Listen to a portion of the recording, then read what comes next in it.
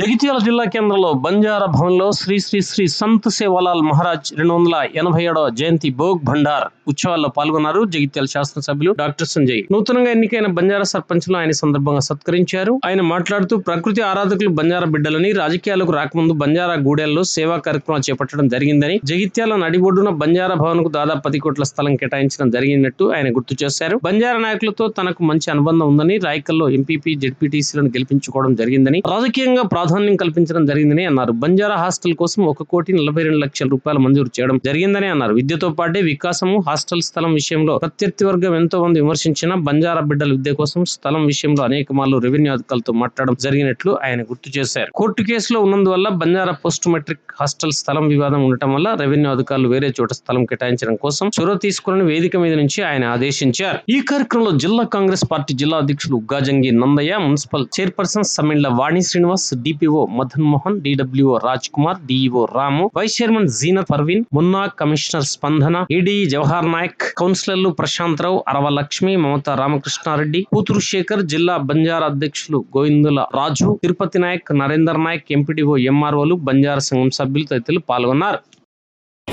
బంజారాలకు చైతన్యపరుస్తూ అనేక పోరాటాలు చేస్తూ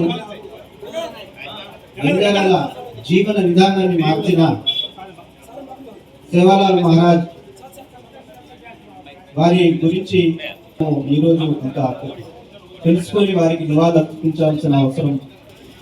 1739 ఫిబ్రవరి 15న ఆంధ్రప్రదేశ్ రాష్ట్రం అనంతపూర్ జిల్లా గుత్తి మండలంలోని రామ్జీ నాయక్ తాండాలో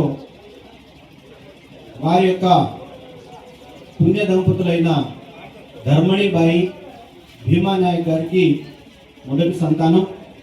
మరి వారు పుట్టినప్పటి నుండి సేవాభావంతో అనేక కార్యక్రమాలు తెలియజేయడం జరిగింది.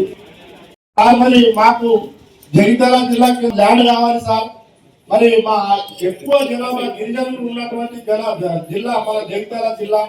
మరి మాకు స్థలం కావాలని చెప్పేసి ఇక్కడ స్థానికంగా ఉన్నటువంటి మరియు మండలంలో కానీ మన జగిత్యాల నియోజకవర్గం ఎమ్మెల్యే గారిని విన్నవించుకోగానే ఎన్నో ఇబ్బందులు అయినప్పటికీ కూడా ఎన్నో ఇబ్బందులు ఈ ల్యాండ్ కేటాయించడంలో సార్కు ఆషామాసి సవాలు ఏర్పడలేదు. ఎన్నో రకాల ఇబ్బందులు అయినా కానీ మా గిరిజనులపై ఉన్నటువంటి ప్రేమను ఈ ల్యాండ్ మాకు మంజూరు చేసి వ్యక్తం చేసినందుకు నిజంగా సార్ మీకు మేము హృదయపూర్వకంగా రుణపడి ఉంటాం సార్. నడవాలని కోరుకుంటూ బంజారా సోదరులందరికీ మరొకసారి శుభాకాంక్షలు తెలియజేసుకుంటున్నాను. 287 జయంతిని పురస్కరించుకొని రాష్ట్రంలో నిర్వహించడం జరిగింది. అట్టి సభకు డాక్టర్ మన ఎమ్మెల్యే గారిని ఆహ్వానించగా వారి వెంబడి నేను కూడా బంజారా భవన్లో ఆసీనుడు కావాల్సిన వచ్చింది. వారు చెప్పిన గొప్ప ఏంటంటే 287 సంవత్సరాల క్రితమే స్వాతంత్రంలో ఎంతైతే కొట్లాడిన మనం ఊహించుకుంటున్నామో వారికంటే ముందు బ్రిటిష్ సామ్రాజ్యాన్ని గడగడలాడించిన గొప్ప వ్యక్తి మన సేవాలాల్ సంత్ నాయక్ చెప్పగా తప్పదు.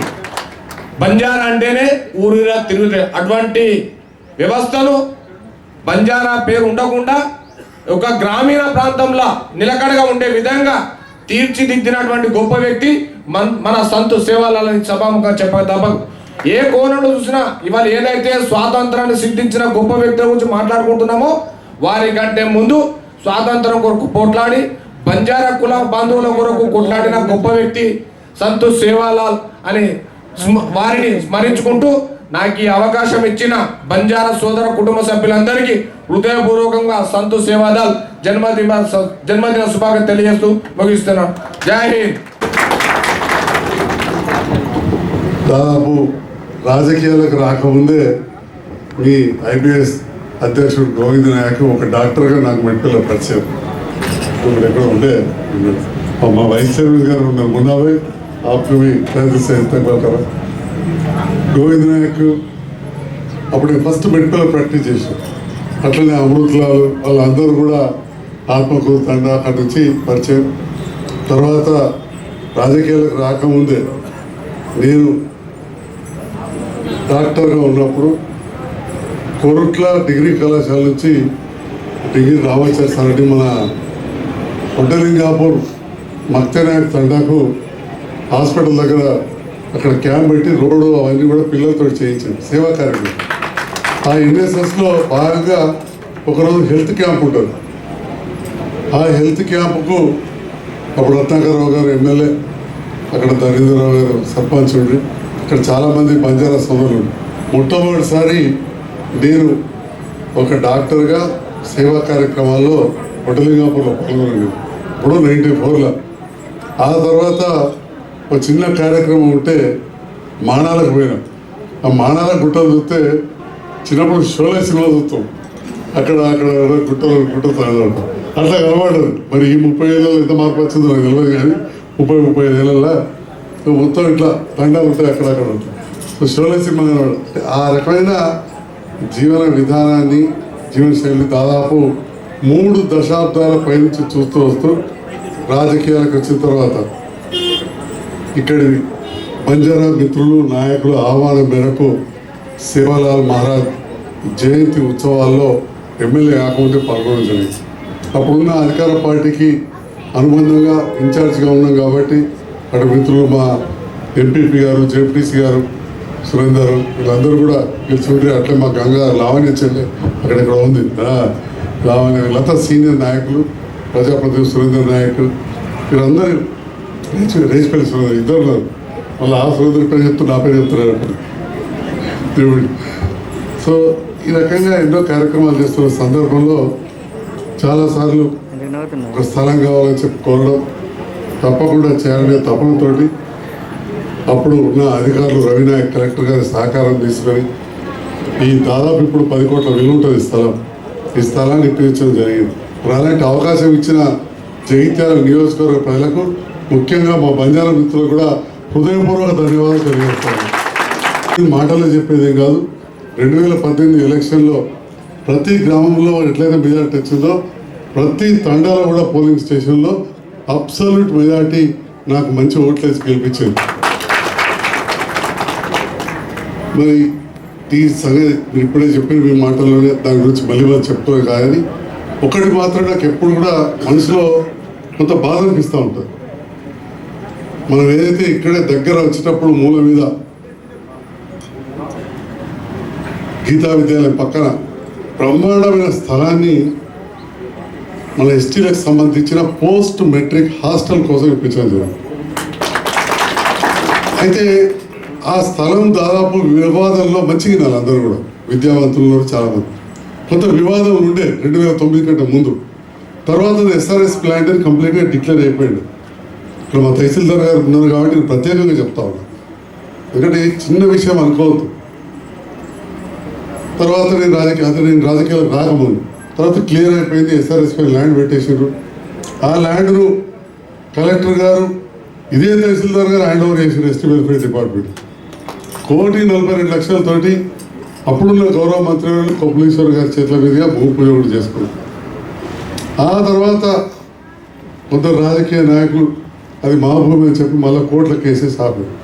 అయితే సంజయ్ కుమార్ నీకెందుకు ఈ ఆలోచన వచ్చింది, నువ్వు పోస్ట్ మెట్రిక్ హాస్టల్ గురించి ఎందుకు ఇంత తపన పడ్డావంటే, పోస్ట్ మెట్రిక్ అంటే మరి కొందరు తెలుస్తుంది 10th తర్వాత ఇంటర్మీడియట్ డిగ్రీ ఉండడానికి పిల్లలు మగ పిల్లలు ఉంటారు కాబట్టి ఎస్టీ వెల్ఫేర్ వారికి రెంట్ బిల్డింగ్ తీసుకొని ఉంచే అవకాశం వచ్చింది. అప్పుడు ఒక దగ్గర రెంట్ తీసుకుని చుట్టుపక్కల వాళ్ళందరూ అబ్జెక్షన్ చేశారు. ఈ పల్లెటూరులోకి వెళ్ళొచ్చిన పిల్లలు ఎంత లొలియెత్తారో ఏందో మా ఆడవాళ్ళకి ఇబ్బంది అని చెప్పి అది ఇంకా అప్పటికి నేను ఎమ్మెల్యేకి వెళ్ళలేదు, నన్ను ఎత్తి తెచ్చి పడ్డది. అప్పుడున్న సందర్భాల్లో అంత మంజూరు చేస్తే ఆగిపోయింది. మళ్ళీ రీటెండర్ పెట్టాం, కాంట్రాక్టర్ మళ్ళీ కడతామని వచ్చారు. నేను ఆడియో గారితో నిరంతరం టచ్లో ఉన్నా. పోనీ అది డిస్ప్యూట్ ఎవరు చేసినది నేను రాజకీయం చేయదలుచుకోలేదు. చేస్తే మళ్ళీ మహిళ రోజు నన్ను తిట్టేటోళ్ళకి ఆడుతుంది, నాకేం సంబంధం లేదు, అది వాళ్ళ అంచర్లే. కానీ ఈ వేరే స్థలం ఇవని చెప్పడం మనం చెప్పినాం. దానిపైన ప్రత్యేకమైన శ్రద్ధ పెట్టాలిగా నేను తహసీల్దారు ఈరోజు ఈ సభాముఖంగా కొడతాము. వికాసం విద్య లేకపోతే ఏముండదు. ఇంతకుముందు నందన చెప్పినట్టు మీరందరూ కూడా ఒకసారి ఇవాళ అంత యూట్యూబ్ కాలమైంది, ప్రతిదీ కూడా ఏం చూసేది. మన ముఖ్యమంత్రి గారి స్పీచ్ ఒకసారి వినాలి. విద్యావంతులైన బంజారాలు ముఖ్యమంత్రి గారి స్పీచ్ వినాలి ఖచ్చితంగా. అద్భుతంగా చెప్పాడు. ఈనాటి స్థితిగతులకు అనుగుణంగా మన బంజారాలు కావచ్చు ఎవరైనా కానీ ఏ రకంగా మనం ముందరికి పోవాలనే దాంట్లో చాలా స్పష్టంగా చెప్పారు. మరి భూములు ఒకప్పుడు భూస్వాముల వద్ద పెద్ద ఎత్తున ఉండే, అప్పుడు పివి నరసింహారావు గారు రాష్ట్ర ముఖ్యమంత్రి, ప్రధానమంత్రిగా ఇందిరాగాంధీ ఉన్న సందర్భంలో భూ సంస్కరణలు వచ్చినాయి. దాదాపు చాలా భూములు కూడా ఎక్కడికక్కడ పంచబడ్డాయి, భూములు లేవు. మరి ఇప్పుడున్న ఏకైక మార్గం అది బంజారా కావచ్చు, పెద్ద ఆస్తులు లేని వారికి విద్య. ఆ విద్య కోసం నేను ఏదైనా చేస్తాం, మీకు ఎంతైనా ముందుంటే ఒక విద్యాశాఖ మంత్రిగా అని చెప్పి గౌరవ ముఖ్యమంత్రి గారు చాలా గొప్ప సందేశాన్ని ఆనాడున్న సభకు, దాంట్లో మేధావులు ఉండ్రి, వైస్ ఛాన్సలర్స్ ఉండ్రి, ఇంజనీరింగ్ చీఫ్లు ఉండ్రి, విద్యార్థులు ఉండ్రి, ప్రజాప్రతినిధులు ఆ రోజు చెప్పడం జరిగింది. ఈరోజు కూడా ఇదే వేదికగా ఒక శాసనసభ్యునిగా మీతో ఎన్నుకోబడ్డవానిగా సో విద్యకు ప్రాధాన్యం ఇవ్వాలని చెప్పి ఆ పోస్ట్ మెట్రిక్ హాస్టల్ గురించి ఎంత ఇబ్బంది అయిందో నాకు తెలిసి అది మంజూరు చేయించడం దాదాపు 4-5 సంవత్సరాలు. నేను ఇవాళ ప్రతి వారం దీని గురించి ఒక మా స్వేదం తీసి టాపిక్ తప్ప ఎవ్వరు కూడా మన స్థలం ఎందుకు వివాదంలో పడ్డది, ఏమైంది అని ఎవరైనా ఆడియో ఆఫీస్కి పోయి కలిసిందని అడుగుతున్నారు వేదికతో. మరి నేను ఎన్నిసార్లు అడిగిందో ఇదే ఆడియో గారిని అడిగాడు, ఎన్నిసార్లు ఆడియో గారికి మాట్లాడిందో మీరు అడగండి. ఒకటి ఏంటంటే నాకు ఉత్తరం రాసి ప్రెస్ మీట్ పెట్టి పత్రికలకు ఇచ్చడం మంచిగా అనిపించదు, ఎందుకంటే అధికారులను బదనాం చేసినట్టు అవుతుంది. అట్లా పడగాల్సి మీద వారు ఎలాంటి రోజు పడగచ్చు, తట్టు అధికార పక్షంలో ఉన్నా కాబట్టి ఇంకా గట్టిగానే పైదానికి కూడా తీసుకోపోవచ్చు. చాలాసార్లు కూడా ఈ విషయంలో నేను నివేదించడం జరిగింది. నేను ఒక ఆవేదనతో చెప్తా ఉన్నా, ఇంత సంతోషకరమైన దినంలో ఇంత ఆవేశంతో మాట్లాడద్దు, కానీ మరి విద్యావంతులైన మేధావులైన వివిధ సంఘాలకు చెందిన మా బంజారా సోదరులు ఇలా చదువున్నారు కాబట్టి మా జవహర్లాల్ నెహ్రూ గారికి కానీ రామ్జీ గారి ఇవాళ ఈ వేదికను మీరు ఇచ్చింది. ఆ కొడుకు డాక్టర్ అయింది కాబట్టి ఇవాళ గౌరవం. కాబట్టి పేద పిల్లలు ఎక్కడెక్కడో గూడాలలో తండాలలో ఉన్న వాళ్ళు కూడా బాగా చదువుకోవాలంటే, ఉన్నత చదువు కావాలంటే తప్పకుండా విద్యతోనే వికాసం. కాబట్టి ఆ విషయంలో మీరందరూ కూడా ఆలోచన చేయాలి అని చెప్పి కూడా తెలియజేస్తూ, మరి ఈ సంఘ భవనానికి నిధులు అన్నారు తప్పకుండా నా వంతుగా చేస్తాం. అదేవిధంగా గుడి చెప్పారు, గుడి అంటే కొంత ఎండోమెంట్ డిపార్ట్మెంట్లో పెద్ద నిధులు లేవు, దీనికి నా వంతుగా ఇస్తా. కానీ ఇక్కడ ఉన్న ఎంతోమంది విద్యావంతులు అందరూ తలాకొంత ఇస్తే కూడా ఇది కంప్లీట్ అయిపోతుంది. ఇట్లా బరీ బోడ ఉండే అవసరం లేదు. ఏ ప్రభుత్వం కూడా హైదరాబాద్లో బంజారా భవన్ కట్టింది కాబట్టి ఊరూరికి ఏ భవనం కూడా మొత్తంగా కట్టేయలేదు. ఎందుకంటే చూసిన చిన్నప్పటి నుంచి రాజకీయ కుటుంబాలకు వచ్చారు, ఉన్న దాంట్లో 50,000 ఇస్తారు, 1,00,000 ఇస్తారు, దీనికి అటువంటిది 20 లక్షలు ఇచ్చినాం. ఇంకా కూడా కొంత చేస్తాను, కానీ మీరు కూడా దీన్ని ఇట్లా ఇడిచిపెట్టదు. ఇట్లా ఇడిచిపెడితే మనకు కూడా బాగుండదు, ఎందుకంటే వివిధ రోడ్డు మీద పోయేటివన్నీ ఇక్కడ పడుకుంటాం. కాబట్టి దయచేసి మీరు కూడా దీని మీద దృష్టి పెట్టండి. నిధులు కొద్దిగా కొరత ఏర్పడ్డాయి, మీకు అందరికి కూడా తెలుసు కదా, కొంచెం షార్టేజ్ ఆఫ్ ఫండ్స్ ఉన్న విషయం మీ అందరికీ కూడా తెలుసు. ఉన్నంతలో 5 లక్షల రూపాయలు ఖచ్చితంగా వారం లోపల మంజూరు చేయిస్తాను కూడా తెలియజేస్తాను. మరొకసారి సేవలాల్ మహారాజ్ జయంతి సందర్భంగా ఆహ్వానించిన అందరూ కూడా ధన్యవాదాలు తెలియజేస్తూ శుభాకాంక్షలు తెలియజేస్తా ఉన్నాను.